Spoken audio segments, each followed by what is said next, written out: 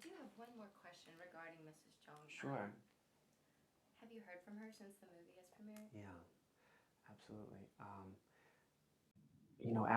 After we premiered in Manila, and we were getting so much attention from the press, she also started getting more attention from the press. In fact, after our first, we were interviewed on the evening news.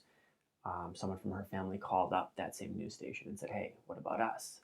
So it was great because for all the coverage that we got, then she also got to come out and speak to the press. And I think what's really sad is that she's still saying the same thing that she said all of those years ago. Our intention in making this film was not just to help get justice for Paco and his co-accused, but also for the Chong sisters, because we know that these men are innocent. They didn't do this crime, and it was just impossible. So there is no justice for her daughters while innocent men are in jail. And it was also sad, on our website we have links to some of the interviews with her that have come out. She's still saying the same things. She's saying, there's basically this whole case rested on one eyewitness who was a co-accused turned state witness. This was a guy who was picked up 10 months after when they had no evidence. We have evidence that he was tortured by the police to confess. So he said, yes, I did this crime with these guys, and then the judge let him go free.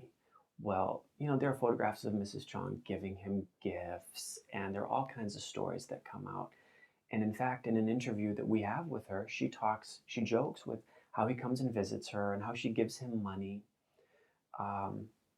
So we bring that stuff up in the film, but in her recent interview, she says, "Oh, I don't care for Russia, and I think I only spoke to him twice." And then I was able to find a newspaper article that, where she talked about buying him a motorcycle. So there's always,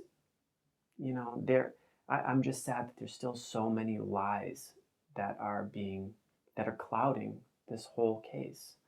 If people would just finally start look at this fresh and start being honest, I think these 7 young men who have been in jail for 15 years would finally be able to go home.